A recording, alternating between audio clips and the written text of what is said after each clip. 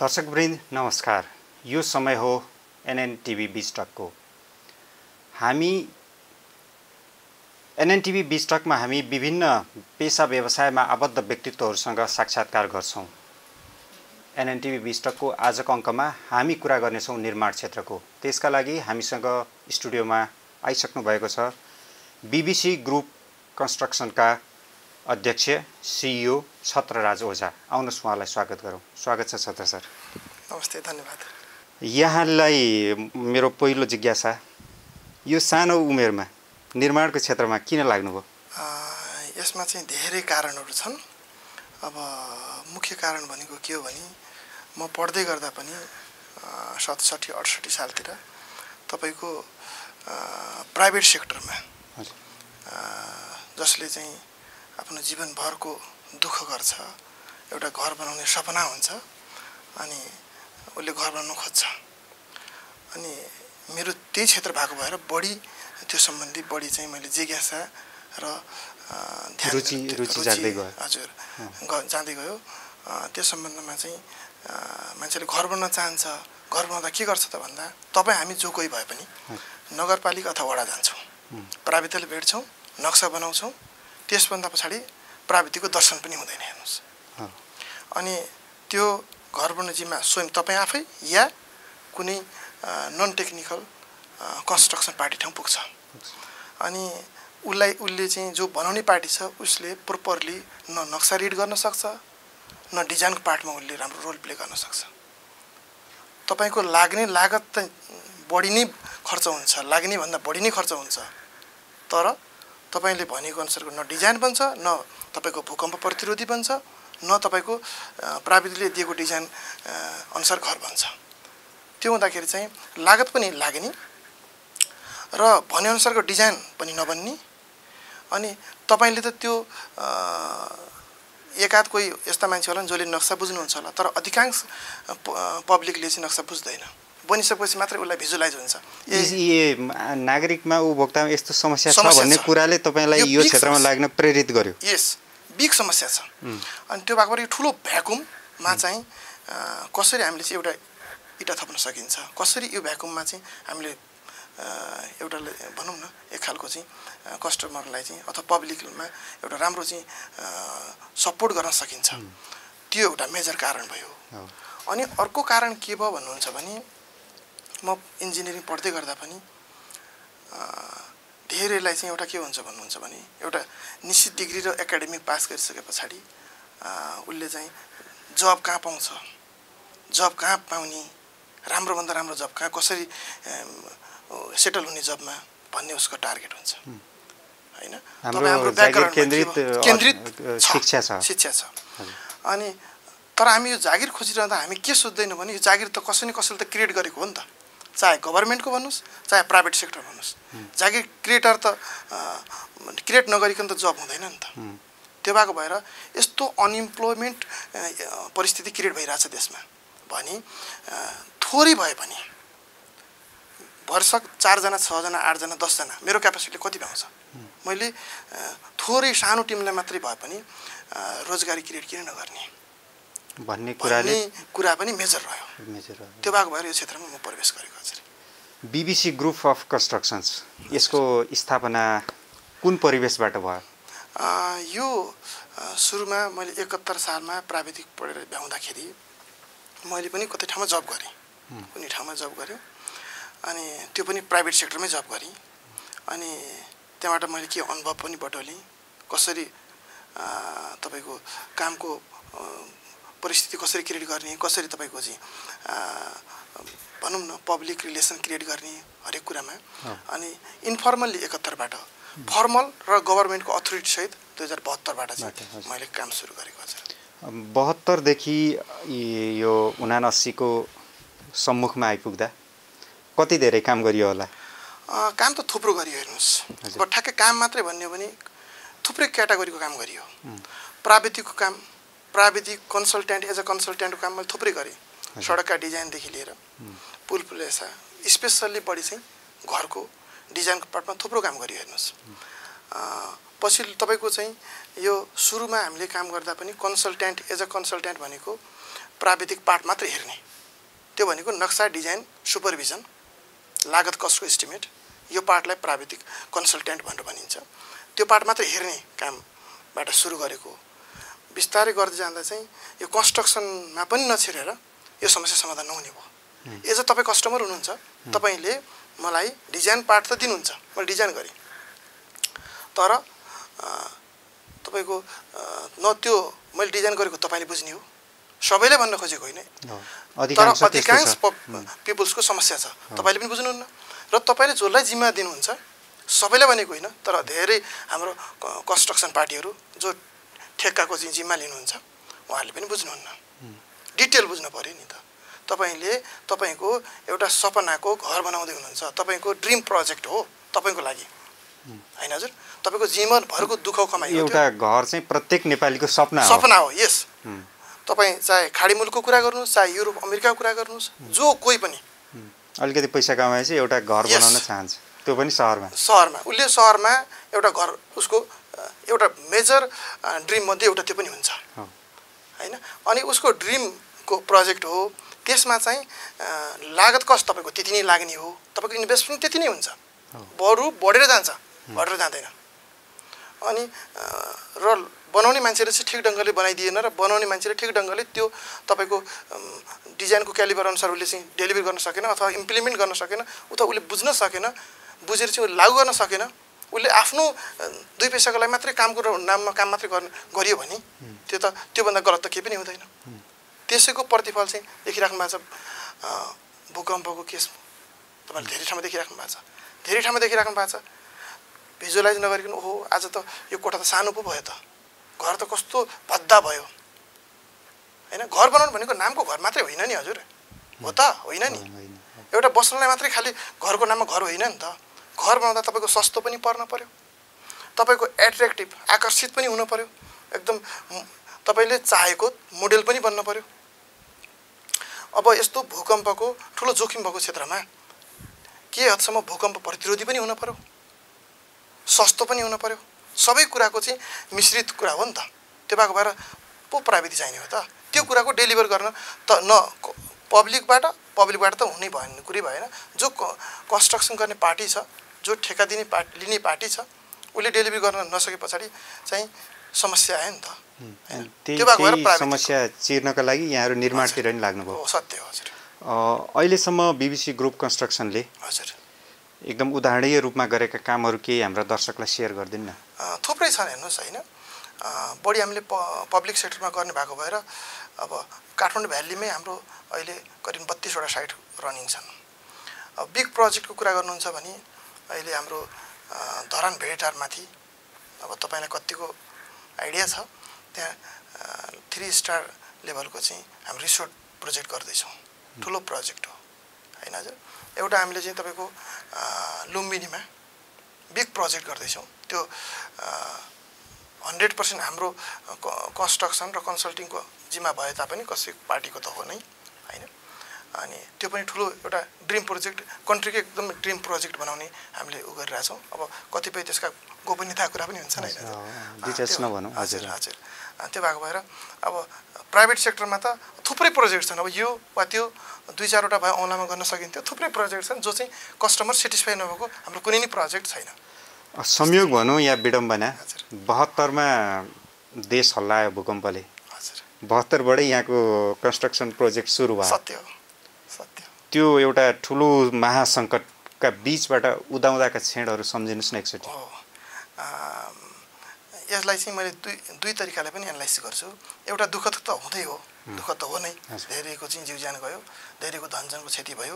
त्यसमा म आफै पनि प्रत्यक्ष बस्न हुने नहुने क्लासिफाई गर्ने प्राविधिकको काम भएको भएर म थुप्रै ठाउँमा दौडधुप पनि गरेँ, हामीले भोलिन्टियर पनि थुप्रै ठाउँमा गऱ्यौँ। अनि त्यो हो, त्यसैबाट बढी प्रभावित भएर अझै बढी फोकस गरेर चाहिँ हो यहाँ त ठुलो समस्या छ, मान्छेको जीव ज्यानसँगै सम्बन्धित कुरा हो यो। यसमा हामीले थोरै मात्रै भए पनि कन्ट्रिब्युसन गर्न सकियो भने हाम्रो पढाइको पनि सार्थकता हुन्छ, अनि अर्कोपट्टि चाहिँ केही हदसम्म इम्प्लोइमेन्ट पनि क्रिएट गर्न सकिन्छ, अर्थात् रोजगारी क्रिएट गर्न सकिन्छ भन्ने प्रभावित भएको हो। बीबीसी ग्रुप कन्स्ट्रक्सनले यसरी करिब दशकको आफ्नो सेवाको यात्रामा झेल्नु परेका समस्याहरू? समस्या त सोचिन सक्नु पनि छन् हजुर। समस्या थुप्रो छन्। च्यालेन्जिङ भन्ने कुरा यो क्षेत्रमा ह्युज छ, भयङ्कर छ, जुन मैले सोचे पनि थिएन यत्रो ठुलो च्यालेन्जिङ छ भन्ने कुरा। तर काममा अगाडि बढिसकेपछि जहाँ बढी च्यालेन्ज हुन्छ, जहाँ बढी चुनौती हुन्छ, त्यहाँ अवसर पनि बढी हुन्छ भन्छन्। हेर्नुहोस्, अनि तपाईँको समस्या के मानेमा छ भन्नुहुन्छ भने कस्टमरलाई सेटिस्फाई गराउनु ठुलो चुनौती हो, भयङ्कर ठुलो चुनौती हो। त्योभन्दा अगाडि चुनौती के हो भने पब्लिकलाई विश्वासमा लिनु अर्को चुनौती छ। किन भन्नुहुन्छ भने यो नेपालको कन्टेक्स्टमा नयाँ सुरुवात हो, नयाँ कन्सेप्ट हो, नयाँ चलन हो, नयाँ प्रयोग हो। त्यो भएको भएर धेरैले चाहिँ बारेमा बुझि पनि राख्नु भएको छैन, बुझ्ने थाहा पनि पाउनु भएको छैन। त्यो पनि आफैमा च्यालेन्जिङ कुरा हो। हेर्नुहोस् होइन त हजुर। अनि त्यो भएको भएर उहाँहरूलाई विश्वासमा लिनु एउटा च्यालेन्ज छँदैछ। जनरल पिपलको एउटा कन्सेप्ट के छ भन्नुहुन्छ भने कम्पनीलाई दिँदा महँगो परिन्छ भन्ने छ। यो कुरा सबैको 99% कस्टमरको कुरा हो। कम्पनीलाई दिँदा, प्राइभेटलाई दिँदा महँगो परिन्छ, जनरली अरू ठेकेदार पार्टीहरूले दिँदा सस्तो पर्छ, आफैले बनाउँदा सस्तो पर्छ भन्ने कुरा हुन्छ हो छ। हेर्नुहोस्, यसलाई नै कन्भिन्स गर्नु ठुलो समस्या छ। वास्तविकता त्यसो होइन, त्यो गलत हो। हेर्नुहोस्, त्यो किन के मानेमा गलत हो भन्नुहुन्छ भने हामीले ह्युज क्वान्टिटीमा काम गर्छौँ, बिग स्केलमा काम गर्छौँ, न कि तपाईँको मात्रै। हामी अहिले हाम्रो 30-32वटा साइट जुन रनिङ छ, मेरो लागि त बिग क्वान्टिटी हो नि, तपाईँको लागि पो एउटा घर हो। त्यो भएको भएर जति पनि माल मटेरियल त्यसमा लाग्ने जति पनि आइटम भेराइटी छन् ती सबै हाम्रो बल्कमा आउँछ, अर्थात् बिग भोल्युममा आउँछ। त्यो आउँदाखेरि के हुन्छ भन्नुहुन्छ भने त्यसमा पनि त केही डिडक्ट हुन्छ नि, हुँदैन र? तपाईँ आफै स्वयं कतै खुद्रा पसलमै कतै केही पर्चेस गर्न जानुभयो भने तपाईँले एउटा आइटम एक भेराइटीको एउटा आइटम किन्नु र त्यही भेराइटीको तपाईँले चाहिँ 20-50वटा किन्नु त रेट त त्यहाँ डिफ्रेन्ट त हुने नै भयो नि। यो त सामान्य ठुलो सङ्ख्यामा परिणाममा किन्दा यहाँहरूलाई सस्तोमा आउँछ। निर्माण सामग्री सस्तोमा आउँछ। अनि सस्तोमा आइसके पछाडि चाहिँ अनि तपाईँले किन्नु र मैले किन्नु त उस्तै भइगयो, भएन र? जुन डिफ्रेन्स हुन्छ त्यसलाई हामीले बेनिफिटमा कन्भर्ट गरेर लैजान्छौँ। कसरी महँगो पर्यो होइन हजुर? भनेपछि यो भित्री कुरो चाहिँ उपभोक्ताहरूलाई कम्युनिकेट भएको छैन। यस, सञ्चार गर्न जरुरी छ। यो सम्बन्धमा तपाईँ जस्ता सञ्चार माध्यमहरूले पनि यस सम्बन्धमा यो सूचना प्रवाह गर्न जरुरी छ, मलाई जरुरी लाग्छ होइन। त्यो भएको भएर पब्लिकले यो थाहा पाउनुपर्छ, सत्य कुरा थाहा पाउनु पऱ्यो नि हजुर होइन। अब म जस्ता थुप्रै साथीहरू हुनुहुन्छ, प्राविधिक र कन्स्ट्रक्सन बोथ गर्नुहुन्छ, थुप्रै साथीहरू हुनुहुन्छ, अरूले चाहिँ पनि गर्नुहुन्छ। तर मेरो स्टाइल फेरि अलिकति डिफ्रेन्ट के छ भन्नुहुन्छ भने हामीले जति पनि कन्स्ट्रक्सन साइट लिन्छौँ, जति पनि निर्माणको साइटहरू लिन्छौँ, त्यसमा सामान जाने मेरो आफ्नै हार्डवेयर छ। हार्डवेयर भनेको त्यसमा बालुवा, गिटी, इट्टा, सिमेन्ट, छड, बढीभर घर निर्माणको लागि लाग्ने सम्पूर्ण मटेरियल मेरो आफ्नो हार्डवेयर छ। र मेरो कतिपय त्यो आइटमहरू मेरो भ्यालीको डिलरसिप लिएको छु मैले। त्यो भने डिलरसिप लियो भने के हो भने इन्डस्ट्रीबाट डाइरेक्ट सामान मेरो हातमा आइपुग्छ अनि उपभोक्ता कहाँ पुग्दा त्यो सस्तो रेटमा पुग्छ। यस, अनि त्यो हुँदाखेरि त्यसमा पनि हामीले के गर्छौँ भन्नुहुन्छ भने जस्तो एउटा कुनै आइटम तपाईँले खुद्रामा 100 रुपियाँमा पाउनुहुन्छ। किन भन्नुहुन्छ भने त्यो तपाईँ जहाँबाट किन्नुहुन्छ त्यो होलसेलरमा आएर होलसेलरबाट ट्रान्सपोर्ट भएर त्यो खुद्रामा आइपुग्ने होइन हो। होलसेलरले पनि केही बेनिफिट राख्नु पर्यो। यो ट्रुथ पुरा पनि हो, किन राखिस् भन्न मिलेन, राख्नुहुन्छ। त्यो व्यापारको नियमै हो, त्यो युनिभर्सल नियम हो। उहाँबाट आइसके पछाडि खुद्रा व्यापारीले पनि राख्नु पर्यो, त्यो पनि उसको चाहिँ राइट हो, राख्नु पर्यो। अनि अब सबैले राखिरहँदा त्यो त लास्टमा जाने त कन्ज्युमरका ठाउँ हो नि, त्यो बेहोर्ने त टोटल्ली कन्ज्युमरले हो नि त, उपभोक्ताले हो। अनि उपभोक्ताले बेहोर्दाखेरि चाहिँ सबैको बेनिफिट प्लस लागेको कुरा सबै कुरा चाहिँ उहाँले बेहोर्नु पर्यो, नम्बर 1। नम्बर 2 के हुन्छ, भ्याटको कारोबारमा त्यो तपाईँको चाहिँ जो होलसेलर हुन्छ त्यसको नाममा भ्याट प्रवाह गर्छ, जो इन्डस्ट्री अथवा भनौँ न सोर्स कम्पनीले उहाँलाई भ्याट प्रवाह गर्नु पर्यो, भ्याट। अनि उहाँ तपाईँको होलसेलरले खुद्रालाई पनि भ्याट प्रवाह त गर्नु पर्यो नि हजुर, लिङ्क त दिनु पर्यो नि, अनि त्यो भ्याटको पनि फेरि भ्याट भएन त हजुर होइन। अनि त्यसपछि गएर त्यो चाहिँ तिर्ने कसले, कन्ज्युमरले कस्टमरले तिर्न पर्यो त्यो अन्तिम तिर्ने त कन्ज्युमरै पर्यो भयो। त्यो हुँदाखेरि उहाँलाई त्यो पाटा पनि अझै लोड पर्यो। त्यो भएको भएर 100 रुपियाँको सामान तपाईँले खुद्रा मार्केटबाट किन्नुभयो भने म त एउटा मात्रै हुने भए म होलसेलर, जस्ट फर इक्जाम्पल एउटा मात्रै म पार्टी भएँ, मेरो त सामान डाइरेक्ट सोर्सबाट आउँछ, इन्डस्ट्रीबाट आउँछ, जहाँ उत्पादन हुन्छ उत्पादनबाट आउँछ भने अनि तपाईँको मेरो सामान 80 रुपियाँमा आइपुग्यो होइन हजुर, नेट 80 मा आइपुग्यो। अनि मैले के गर्छु, मैले 15 रुपियाँ लिन्छु बेनिफिट त मैले पनि लिनु पऱ्यो नि हजुर, मैले पनि रेन्ट तिर्नु पऱ्यो, स्टाफ पेमेन्ट दिनु पऱ्यो, हरेक छ नि त पार्ट त, ट्याक्सै तिर्नु पऱ्यो गभर्नमेन्टलाई। मैले 15 रुपियाँ राख्छु, 15-16 रुपियाँ राख्छु। अनि मैले कस्टमरलाई के गर्छु, एज अ तपाईँ कस्टमर हुनुभयो, मैले के गर्छु 96-97 आवश्यकता अनुसार चाहिँ मैले मार्केटको सिनारी हेरेर मैले तपाईँलाई डेलिभर दिन्छु, अर्थात् तपाईँको साइडमा युज गर्छु भने तपाईँले 100 रुपियाँमा किन्ने सामान तपाईँले 97-96 पनि पाउनुभयो, त्यो माने पनि तपाईँलाई के बेनिफिट भयो, राहत भयो। अर्को कुरा के भयो भन्दा प्राविधिक कस्ट तपाईँलाई एडिसन परेन।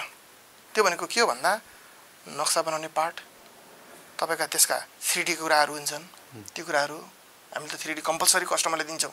घर बनाउने, घर पनि कस्तो बन्छ तपाईँले भिजुअलाइज गर्न सक्नु भएन भने तपाईँले यति दुःख गरेर कमाएर के इन्भेस्ट गर्नुहुन्छ र, तपाईँ पहिला पुरा क्लियर हुनुहोस्, कस्टमर बनाउनु अगाडि नै त्यसको चित्र हेर्नुहोस्। यस, अनि त्यो कुरा तपाईँले नगरपालिकामा जाँदा कति दुःख हुन्छ, दुःख नगरपालिकाका हाम्रो साथीहरूले दिनुहुन्छ भन्ने खोजेको चाहिँ होइन, तर झन्झट छ, झन्झटिलो छ नि त, कतिपय अनलाइन प्रोसेसहरू छन्, झन्झटिलो छ, तपाईँले प्राविधिक पार्ट बुझ्नुहुन्न होइन। अनि त्यो हुँदाखेरि चाहिँ फेरि कतिपय कुरा मिल्दैन होइन, सबै कुरा हामीलाई थाहा पनि नहुन सक्छ। अनि त्यो हुँदाखेरि त्यो तपाईँलाई नगरपालिका गर्ने, फेरि कन्सल्टेन्ट डिजाइनर ठाउँ पुग्ने, फेरि वाडा पुग्ने, यो पनि झन्झटिलो छ। यी सबै कुराबाट मुक्त दिन्छौँ हामीले, त्यो पार्ट पनि फ्री अफ कस्टमा, पैसा एग्रिन परेन, एक्सेप्ट नेपाल गभर्मेन्ट ट्याक्स, नगरपालिका वाडाको जति पनि गभर्मेन्ट ट्याक्सको छ त्यो भन्दा बाहेक मैले कुनै सेवा सर्भिस लिँदैन। यो कारणले पनि तपाईँकोमा त्यो अथवा बीबीसी ग्रुप कन्स्ट्रक्सन जस्तै कम्पनीमा कस्टमरहरू जोडिन आवश्यक छ। यहाँको त संस्थाको नारै छ नक्सादेखि निर्माणसम्म। हजुर, यसको सामान्य प्रोसेस आम जनताले बुझ्ने गरी भन्नु न। मानिलिनुहोस् कुनै एउटा नागरिक अब तपाईँ कहाँ आयो नक्सा बनाउन, अब त्योदेखि निर्माणसम्म कसरी हुन्छ काम? यसमा थोरै कुरा भनौँ, स्लोगन हाम्रो नक्सा पनि निर्माण पनि भन्ने छ। त्यो भनेको हामी कन्सल्ट्यान्ट पनि हो, हामी प्राविधिक पनि हो, हामी एज अ इन्जिनियरको हिसाबले हामीले प्राविधिक पार्टमा पनि हामी सपोर्ट गर्छौँ, र निर्माण पनि भनेको as a contractor, as a तपाईँको चाहिँ ठेक्काको पार्ट, एज अ कन्स्ट्रक्सनको पार्ट, एज अ निर्माणको पार्ट, त्यो पार्ट पनि हामी गर्छौँ है। हामी बोथ काम गर्छौँ। यो सिम्बोलिक के हो भने वान डोर सोल्युसन हो, यो सिम्बोलिक के हो भने रेडी टु मुभ टाइपको हो, यो सिम्बोलिक के हो भने तपाईँलाई कुनै पनि त्यो निर्माण सम्बन्धी कुनै पनि मेन्टल प्रेसर नगरिकन टोटल प्रोजेक्टको जिम्मा हामी लिन्छौँ है। एउटा घर बनाउन कोही नागरिक बीबीसी ग्रुप कन्स्ट्रक्सनमा छिरेपछि हजुर ऊ रेडिमेड घरमा छिर्ने अवसर प्राप्त भयो। तपाईँहरूको नाराले यही इङ्गित गर्छ। हो, सत्य हो, जे बुझ्नुभयो त्यो सत्य हो।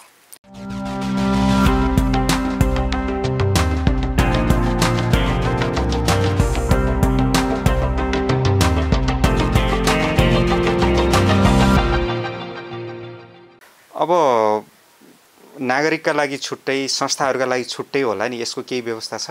हो, यस्तो छ, संस्थाहरूका विभिन्न कम्पनीहरूका हुन्छन् नि निर्माण त। हो, यस्तो छ, हामीले स्पेसल्ली बढी फोकस गरेको प्राइभेट सेक्टरलाई, प्राइभेटको पनि पब्लिक इन्डिभिजुअल जसले चाहिँ व्यक्तिगत रूपमा भवन बनाउँछ, आवासीय बनाउँछ, या सेमी कमर्सियल बनाउँछ या कमर्सियल बनाउँछ, हामीले अक्सर व्यक्तिगत रूपमा काम गर्नेहरूको लागि, निर्माण गर्नेको लागि हामी त्यो गरिरहेको छौँ। अब संस्थानको पार्ट जहाँसम्म तपाईँले कुरा गर्नुभयो, संस्थानको पनि मैले धेरै ठाउँमा काम गरिरहेको छु। संस्थानको पार्टमा हाम्रो कन्सल्टेन्ट फी केही हद लाग्छ। कन्सल्टेन्ट फी भनेको तपाईँको चाहिँ नक्सा कोर्ने, 3D बनाउने, त्यसको भिडियो बनाउनुपर्छ, त्यसको कतिपय अब संस्थानहरूले चाहिँ आफ्नो भवन संरचना बनाउँदाखेरि इन्टेरियर 3D पनि दिनुहोस् भन्नुहुन्छ, भित्री कस्तो बन्छ त्यो पनि दिनुहोस् भन्नुहुन्छ। अभियसली त्यसमा केही लागत लाग्छ होइन। त्यसमा लाग्ने भनेको जनरली एज अ तपाईँले मलाई कन्स्ट्रक्सन दिनु भएन, जस्ट फर इक्जाम्पल दिनु भएन, खालि प्राविधिक मात्रै गरिदिए भन्नुभयो भने 5 लाख लाग्छ। जस्ट फर इक्जाम्पल कुनै संस्थानको भवन बनाउन 5 लाख लाग्छ भने, अनि निर्माण शुद्ध काम दिनुभयो त्यो संस्थाले भने तपाईँको चाहिँ 50% जस्तो डिडक्ट गर्ने, अर्थात् 2.5 लाख मात्र लिने, त्यो गर्छौँ हेर्नुहोस्। उहाँले खालि प्राविधिक मात्रै पनि भन्न पाउनुहुन्छ। फेरि एज अ नर्मल कस्टमरले पनि भन्न पाउनुहुन्छ तपाईँ प्राविधिक पार्ट मात्रै गरिदिनुहोस् है, कन्स्ट्रक्सनमा आफै गर्छु भन्न पनि पाउनुहुन्छ होइन। तर त्यो गर्दा उहाँले पेमेन्ट अलग पे गर्नुपर्छ। धेरै ठाउँमा धाउनु पर्ने भयो। हो, सत्य हो। त्यसो नगर्नु राम्रो हो। सरकारी तहमा चाहिँ यहाँहरू प्रवेश गरिसक्नु भएको छैन कि गर्दै हुनुहुन्छ? के छ योजना? एकदमै राम्रो र एकदम महत्त्वपूर्ण क्वेसन उठाउनु भयो तपाईँले। यो क्वेसन यो राम्रो विषयवस्तु हो। सरकारी क्षेत्रमा हामी अहिलेसम्म प्रवेश गरेका पनि छैनौँ। अहिले तुरुन्तै प्रवेश गरिहाल्ने भन्ने त्यस्तो मानसिकता बनाएको पनि छैन। किन त सरकारले हेला गरिस् भन्ने पनि होला होइन हजुर। यो समस्या बढी प्राइभेट सेक्टरमा देखिएको, जुन मैले विषयवस्तुबाट भने तपाईँलाई। यो चाहिँ नितान्त प्राइभेट सेक्टर, पब्लिक जसले चाहिँ जीवनमा एउटा एक घर दुई घर बनाउनुहुन्छ, उहाँलाई बढी समस्या पर्या भएर यसमा हामीले क्लिक गर्न खोजेको हेर्नुहोस् होइन। अब गभर्मेन्टको कुरा गर्नुहुन्छ भने गभर्मेन्टमा 2-3टा समस्या छ। के समस्या छ त भन्नुहुन्छ भने तपाईँ प्राविधिक रूपमा चाहिँ तपाईँ पनि पूर्ण हुन्छ, म नि पूर्ण छु। म तपाईँको 100% त नभनौँ, म 100मा 90% चाहिँ म दक्ष छु प्राविधिक रूपमा कुनै प्रोजेक्टको लागि। जस्ट फर इक्जाम्पल तपाईँ 100मा 80% हुनुहुन्छ प्राविधिक रूपमा दक्ष मानिलिनुहोस् भने तपाईँभन्दा त म बढी क्यापेबल देखिएँ त्यो कुनै पर्टिकुलर प्रोजेक्टको लागि होइन र। तर आर्थिक फाइनेन्सियल प्रपोजलमा तपाईँले त्यो प्रोजेक्टको भ्यालु 40% बिलो राखिदिनु भयो, 60% मात्रै दिनुभयो। एकछिनलाई मानिलिनुहोस् मैले त्यो प्रोजेक्टको भ्यालु 80% भन्दा तल गर्न सक्दिनँ हजुर भनेर भने, अथवा 70% भन्दा तल गर्न सक्दिनँ हजुर भने। टेक्निकलमा त म क्यापेबल हो तपाईँभन्दा, तर क्यापेबल हुँदै पनि तपाईँले आर्थिक प्रतिवेदनमा फाइनेन्सियल प्रपोजलमा तपाईँले मेरोभन्दा बिल राख्नुभयो भने गभर्मेन्टले तपाईँलाई प्रोजेक्ट दिनुपर्छ। त्यो छ लो बिडर हो तपाईँ। लो बिडर भएको नाताले तपाईँलाई दिनुपर्छ। सरकारले सस्तोमा बनाउन चाहन्छ अनि सस्तोमा बनाउनलाई तपाईँको क्षमताले अनुमति दिँदैन। अब यसमा कस्तो पनि भयो भने एउटा रमाइलो कुरा पनि छ। के छ भन्नुहुन्छ भने त्यो तपाईँको कुनै प्रोजेक्टको भ्यालु क्याल्कुलेसन गर्दा गभर्मेन्ट इन्जिनियरले, कोही पनि XYZ इन्जिनियरले त्यसै क्याल्कुलेसन गरेको हुँदैन। हेर्नुहोस् सरकारको दर रेट हुन्छ, जिल्ला दर रेट हुन्छ, तपाईँको स्किल मेन पावरको यति, अनस्किल मेन पावरको यति होइन, अनि प्रत्येक मटेरियलको रेट यति भनेर तोकेको हुन्छ। त्यो आधारमा त्यहाँको प्राविधिकले एउटा भ्यालु प्रिपेयर गर्ने हो। जस्ट फर इक्जाम्पल कुनै एउटा प्रोजेक्ट छ 1 करोडको बन्ने छ, उसले भ्यालु प्रिपेयर गर्यो अथवा बनायो, ठिक छ। अनि अब त्यो त प्योर म्याथमेटिक्स उहाँले क्याल्कुलेसन गर्नुभयो। 2मा 2 जोड्दा तपाईँले पनि 4 हो, मैले पनि 4 हो होइन हजुर। उहाँले 1 करोडमा त्यो प्रोजेक्ट बन्छ भन्नुभयो।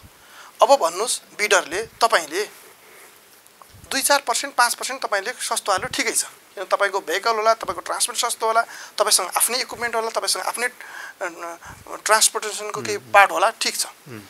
तपाईँले 50% बिलो कसरी राख्नुहुन्छ? 50% बिलो गरेर त्यो प्रोजेक्ट त्यो भनेको गुणस्तरमा कसरी दिनुहुन्छ? ल भन्नुहोस् भने त्यहाँ त गुणस्तरमा त के कम्प्रोमाइज नगरिकन कसरी दिनुहुन्छ त्यो भनेको? एउटा गुणस्तरमा कम्प्रोमाइज गर्नु पर्यो, दोस्रो फेरि खेतीपातीलाई मनसुन, सरकारी कामलाई भन्छन् भन्ने त हाम्रो चलनै छ होइन। त्यो भएको भएर अब गुणस्तर तपाईँको चाहिँ गुणस्तरमा सम्झौता गरेर मैले कसरी काम गरौँ? मेरो आफ्नो क्यारियरै धरापमा राखेर काम त गर्न सक्दिनँ हेर्नुहोस्।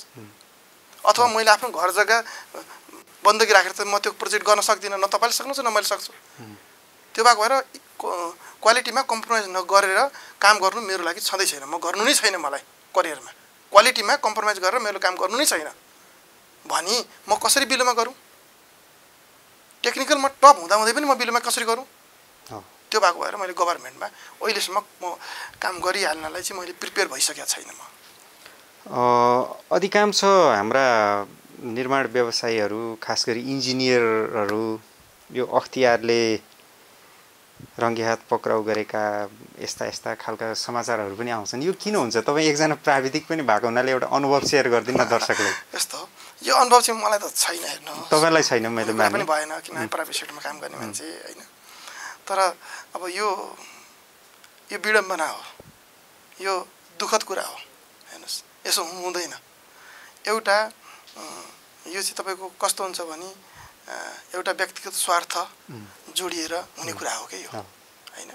जब स्वार्थ जोडिँदैन थियो त यो प्रश्नै उठ्दैन थियो व्यक्तिगत स्वार्थ जब मेरो जिज्ञासा के प्राविधिकहरूलाई तलब भत्ता अथवा सेवा सुविधा कम हुन्छ त्यसकारण यतातिर अलिकति दायाँ बायाँ गर्छन् हो? होइन, यसो छ, यो प्राविधिकलाई मात्रै होइन, प्राविधिकलाई मात्रै होइन, हर ब्युरोक्रेसीमा सबैलाई एउटा पेमेन्टको सेड्युल त छ नै।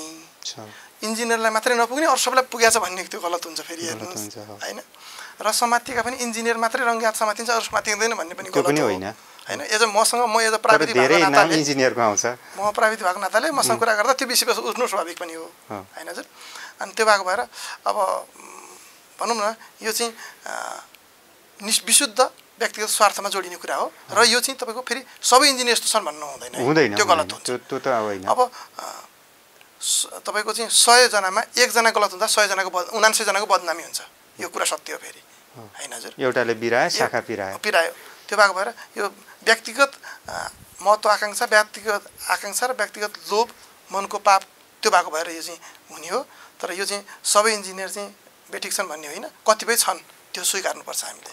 यो निर्माण व्यवसायको क्षेत्रमा तपाईँहरू अहोरात्र खटिरहँदा म्यानुफ्याक्चरिङ कम्पनीहरू जो र मेटेरियलहरू तपाईँहरूलाई चाहिन्छ, ती कम्पनीहरूको अवस्था, तिनीहरूको व्यवहार कतिको सहयोगी छ?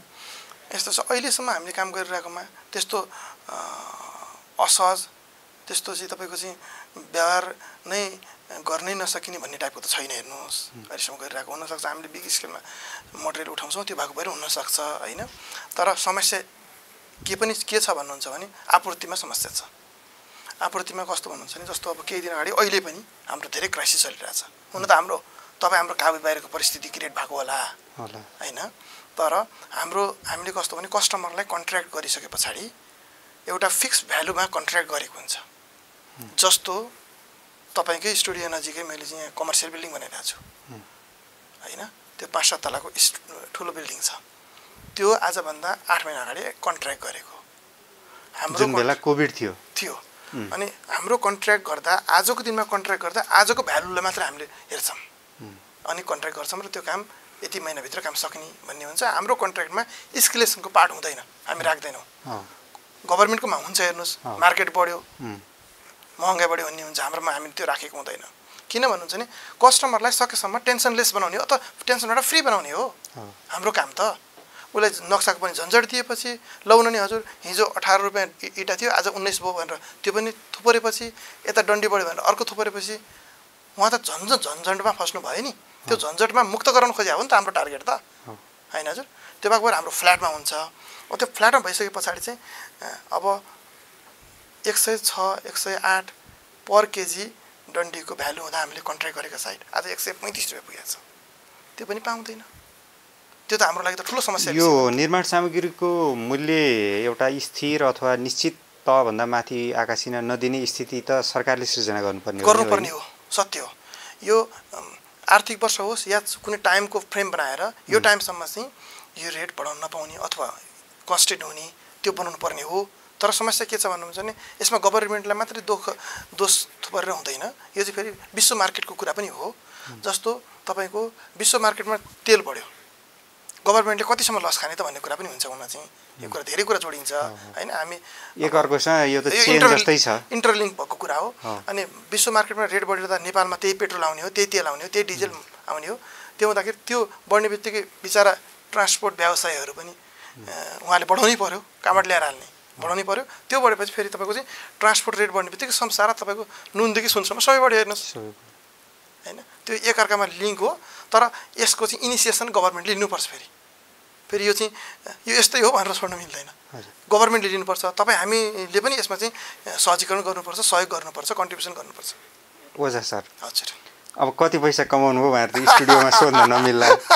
राज्यलाई वार्षिक कति कर बुझाउनुहुन्छ? यस्तो छ, करको सम्बन्धमा के छ भन्नुहुन्छ भने हामी स्पष्ट पनि छौँ। करको सम्बन्धमा हामीले जति पनि कन्ट्र्याक्ट गर्छौँ, जति पनि हाम्रो सम्झौता हुन्छन् सबै भ्याटमै हुन्छन्, सबै कर बुझाउने नि हो। हामी त्यसमा हामी क्लियर छौँ होइन। गभर्मेन्टलाई हामीले सपोर्ट गर्नलाई नि हामी गभर्मेन्टलाई सपोर्ट गर्नु पर्यो। यो बेरोजगारी समस्यामा चाहिँ एक इँटा भए पनि थप्न पर्यो र कस्टमर पब्लिकमा चाहिँ भएको समस्यालाई पनि केही हदसम्म हामीले कति सकिन्छ यति उति नबनाऊँ, एक हिसाबले हामीले यसमा कन्ट्रिब्युसन गर्न पर्यो भनेर नै हामी लागिरह्यो। नत्र भने हामी उहिले अमेरिका पुग्थ्यौँ होला, उयो अस्ट्रिया पुग्थ्यौँ होला।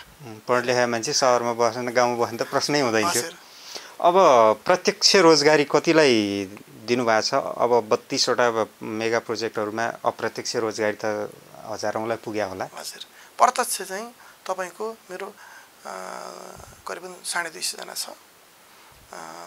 मैले स्यालेरी दिएर चाहिँ भनौँ न हातमुख जोड्ने टाइपको परिस्थिति क्रिएट भएको। उहाँको फ्यामिलीहरू पनि हुने नै भइहाले, मसँग जोडिने चाहिँ 250 जनाको हाराहारीमा छ। त्यो भनेको ज्यामीदेखि इन्जिनियरसम्म होइन, आर्किटेक्टसम्म त्यो छ। हजुर, देशभरि यहाँको कार्यक्षेत्र भयो? क्षेत्र देशभरि हो, तर अहिले मूलभूत रूपमा हामी समयले 6-7 वर्षै पुगे पनि हामी चाहिँ कस्तो भने यो नयाँ प्र्याक्टिस पनि भयो, नयाँ अनुभव पनि भयो, नयाँ सिकाइ पनि भयो, कसैबाट लर्निङ गर्ने कुरा पनि भएन। थियो होला तर गर्न पाइएन। अनि त्यो भएको भएर अहिले भ्याली केन्द्रित बढी हाम्रो प्रोजेक्ट, भ्यालीभन्दा बाहिर पनि नभएको होइन, तर भ्यालीभन्दा बाहिर कम, भ्यालीभित्र चाहिँ अलि बढी। फेरि कस्तो भने पूर्व मेचीदेखि पश्चिम महाकालीसँग अधिकांशको भ्यालीमा कुनै न कुनै स्ट्रक्चर दिने भन्ने कन्सेप्ट हुन्छ। त्यो भएको भएर हामीले चाहिँ राजधानीबाटै सुरु गर्नुपर्छ यो अभियान भनेर राजधानीबाट सुरु गरिरहेको। अब यो 72को भूकम्पले आम नागरिकमा एक खालको घर निर्माण बनाउँदा अलिकति सचेत हुनुपर्छ भन्ने ज्ञान त दिएकै छ। त्यो एउटा क्षतिले अथवा पीडाले जेसुकैले होस् एउटा चेतना आएको छ। सत्य हो। त्यहाँमाथि यहाँहरू जस्तो निर्माण व्यवसायहरू एकदम एग्रेसिभ रूपमा नागरिक मैत्री एकदम जोखिममुक्त घर बनाउन प्रेरित गरिराख्नु भएको छ। सामाजिक चेतना र त्यो व्यवहारमा कतिको परिवर्तन आएको छ? यहाँको अनुभव कस्तो छ? यस्तो छ, सुरक्षित घर बनाउन म कति सचेत छु? तपाईँको आँखाबाट हेर्दा उपभोक्ताहरू कस्तो छन्? यस्तो छ, पछिल्लो दिनमा समय सापेक्ष रूपमा पछिल्लो दिनमा धेरै कन्सियस भएको त हुनुहुन्छ नै, तर पनि जति हुनुपर्ने थियो त्यति पनि भएको छैन। तपाईँको हुनु चाहिँ भएको छ, समयले त्यो खालको चाहिँ एउटा इन्भाइरोमेन्ट क्रिएट गर्दै गएको छ। हुनसक्छ त्यसमा हाम्रै पनि केही कमजोरी होला, हामीले त्यो खालको चाहिँ इन्फर्मेसन फ्लो गर्न नसकेका होला होइन हजुर। तर चाहिँ पब्लिकमा चाहिँ धेरै एउटा चेतना स्तर धेरै बढेको छ। धेरै कस्टमरको चाहिँ अहिले पनि भनेर धेरै ठाउँमा ठोकिनुहुन्छ, धेरै ठाउँमा भेट्न आउनुहुन्छ, मेरो अफिसमा पनि थुप्रै भेट्न आउनुहुन्छ। तपाईँ हिजो अस्ति जन्मिँदा कहाँ जन्मिनुभयो? कोही पाखामा जन्मे, कोही गोठमा जन्मे, कोही कता जन्मे, सत्य हो नि त यो। अहिले कहाँ जन्मिन्छन्? तपाईँ हाम्रा छोराछोरी कहाँ जन्मे? हस्पिटलमा जन्मे होइन हजुर। अनि किन जन्मिनु त पाखामा? समय सापेक्षले चेन्ज गरे हो त्यो तपाईँको र चेतना स्तर बढ्या हो। मैले जोड्न खोजेको कुरो के हो भने हिजो तपाईँ मभन्दा धेरै सिनियर हुनुहुन्छ होला, बिहा गर्नुभयो, बिहा गर्दा के गर्नुभयो? दाल भात तरकारी तपाईँले त नभनौँ, तपाईँ त दुला हुनुहुन्थ्यो होला, जे होस् तपाईँको पक्ष मान्छेले पकाए खुवाए, कोही भात डढेको हुन्थ्यो होला, कति काँचो हुन्थ्यो होला भटिभर होइन त हजुर। अहिले पार्टी प्यालेस ल्याए किन त? समय सापेक्ष र त्यसको चाहिँ स्पेसलिस्टलाई दिनुपर्छ अथवा यो सम्बन्धी विज्ञलाई दिनुपर्छ भन्ने नै हो। त्यो भएर हिजो अस्ति तपाईँका हाम्रा बुवा आमाले घर आफै बनाए, जाने पनि बनाए, नजाने पनि बनाए, तर घर बनाए। अनि र अहिले समयले के गर्यो भन्दा यसको स्पेसलिस्ट अथवा यसको विज्ञ मान्छेहरूलाई दिनुपर्छ है भन्ने बनायो होइन। त्यो भएको भएर यो समयले चाहिँ चेन्ज गर्दै गएको छ। तपाईँको कुरालाई जोड्ने भने चेन्ज गर्दै गएको छ, तर जति भएको छ त्यो पर्याप्त छैन है हजुर। यो निजी क्षेत्रका निर्माण व्यवसायहरू तपाईँहरू जस्तालाई सरकारले बनाइदिएका नीति नियमहरू पर्याप्त छन् कि केही सरकारले अझ राम्रो नीति नियम बनाइदिनुपर्छ भन्ने अनुभव छ? म त के भन्छु भने तपाईँको मिडिया मार्फत म के भन्छु भने के अरे जति पनि निर्माण गर्ने कुराहरू छन्, निर्माण गर्ने निर्माण व्यवसाय पनि हुनुहुन्छ, सबै निर्माण व्यवसायले प्राविधिक हुनुपर्छ है भन्ने बनाउनुपर्छ। अहिले छैन। तपाईँले कुनै घर बनाउन थाल्नुभयो, कोही ठेका बनाउन थाल्नुभयो, त्यो बिचरा ठेकेदारको पनि कुनै गल्ती छैन है त्यसमा। फेरि मैले भन्न खोजेको होइन, तर बाइन्ड गर्ने कुरा गभर्मेन्टले गर्ने लको कुरा जहाँसम्म तपाईँले गर्नुभयो त्यो लले उहाँलाई बाइन्ड गरेको छैन। उहाँलाई लाइसेन्स हुनुपर्छ भन्ने पनि ज्ञान छैन, उहाँलाई लाइसेन्स पनि छैन, गभर्मेन्टले ट्याक्स पनि तिर्नु भएको छैन होइन हजुर। उहाँले त कसरी लाइसेन्स पनि छैन, केही पनि छैन, ट्याक्स तिर्ने कुरा पनि भएन, उहाँले ट्याक्स पे गर्नु पनि भएको छैन र उहाँसँग प्राविधिक पनि छैन। त्यो भएको भएर म चाहिँ के भन्छु भने गभर्मेन्टको रुल्स फलो गर्नु पर्यो, लाइसेन्स लिनु पर्यो, ट्याक्सको दायरामा त आउनै पर्यो। अर्को कुरा सँगसँगै के हुनु पर्यो भने प्राविधिक पनि कम्पलसरी हुनु पर्यो। उसले कामको जिम्मेवारी कति लिन्छ त्यो हिसाबमा उहाँसँग प्राविधिक छ कि छैन त्यो हुनै पर्यो। प्राविधिक नभइकन निर्माणै गर्न नपाउने बनाउनुपर्छ। अब काम गर्नुपर्ने प्राविधिकले, यी प्राविधिक नचाहिने भए त नक्सा सुरुमा त कन्ट्र्याक्टरलाई आफैले गरे नि भइगयो नि, किन प्राविधिक खोज्नु पर्यो? यो एउटा औपचारिकता जस्तो निभाइरहेछन् क्या। अब प्राविधिकले नक्सा कोरिदिने, औपचारिकता निभ्यो, ल स्वीकृति पायो नगरपालिकाले, तपाईँको नगरपालिकाकै बुकमा तपाईँको चाहिँ नक्सा इजाजत दिँदाखेरि म सुपरभिजन गर्छु भनेर चाहिँ कन्सल्टेन्टले सिग्नेचर गरेर आउँछ। त्यो तपाईँ हामीलाई धेरै थाहा पनि छैन। अनि गर्ने सबै औपचारिकता निभाउने प्रक्रिया पुर्याइदिने, अनि त्यसपछि गएर सबै निर्माण व्यवसाय भने होइन, सबै हाम्रो कन्ट्र्याक्टर भनेको होइन, कतिपय बिचरा ज्ञान केही पनि छैन, नक्सा बुझ्नुहुन्न, इन्जिनियर पनि छैन, उहाँको नक्सा बुझ्नु उहाँको के गल्ती छैन, ठिक छ, तर उहाँले त इन्जिनियर त हायर गर्न सक्नुहुन्छ या चाहिँ जोइन गर्न सक्नुहुन्छ, उहाँको निर्देशन त फलो गर्न सक्नुहुन्छ, उहाँले त्यो पनि छैन, उहाँसँग प्राविधिक पनि छैन, केही पनि छैन, काम भटाभट गरिराख्नु भएको छ। त्यस्तो छ। जाँदा जाँदै ओझा सर, अब बीबीसी ग्रुप अफ कन्स्ट्रक्सन्सले भावी योजना के अगाडि लाँदैछ? अब हामी अहिले चाहिँ भ्यालीमा आक्रामक रूपमा लागिरहेको हो होइन। अब हामी देशव्यापी रूपमा लैजानुपर्छ भन्ने प्लान बनाइरहेछौँ। अब कतिपय प्लान चाहिँ सबै ओपन पनि गरिँदैन नान्नुहोस्, तर अब सरस्वती भन्दाखेरि चाहिँ जुन समस्या मैले बताएँ र भ्यालीमा छ भने त्यो यहाँको मात्रै समस्या होइन, त्यो देशभरिको समस्या हो। सबैले काठमाडौँ घर बनाउन सक्छन् भन्ने पनि छैन। म पश्चिमको मान्छे होइन, कोही कैलालीमा पनि बनाउन चाहन्छन्, त्यहाँ पनि त गाउँ र सहर छ नि त होइन हजुर। गाउँको मान्छेले त्यहाँको सहरमा बनाउन चाहन्छ, पूर्वमा पनि बनाउन चाहन्छ। त्यही भएर यो अभियानलाई देशव्यापी रूपमा लैजानुपर्छ। एक्लो मैले मात्रै पोसिबल हुँदैन, यसमा विचार मिल्नेहरूको सबैको चाहिँ एउटा चाहिँ हातेमा ल्याउनुपर्छ, सबैले अभियान चलाउनुपर्छ, प्राविधिक साथीहरूले पनि यसमा ठुलो कन्ट्रिब्युसन गर्नुपर्छ र यो कुरा मिडिया तपाईँ जस्ता साथीहरूले पनि यसलाई चाहिँ भनौँ न व्यापक रूपमा चाहिँ एउटा चेतना स्तर वृद्धि गर्ने हिसाबमा लैजानुपर्छ भन्ने जस्तो लाग्छ। हुन्छ छत्र सर, यहाँको अमूल्य सुझाव, विचार र समयका लागि हामी आभारी छौँ। हजुर, धेरै धेरै धन्यवाद, समय दिनुभयो, धेरै धन्यवाद। दर्शकवृन्द, उहाँ हुनुहुन्थ्यो छत्रराज ओझा, बीबीसी ग्रुप कन्स्ट्रक्सनका अध्यक्ष CEO।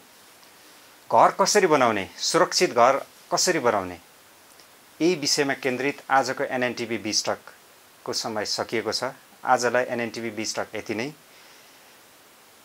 अर्को समय, अर्को अङ्कमा अर्का अतिथिका साथ अर्को कार्यक्रम लिएर पुनः उपस्थित हुनेछौँ।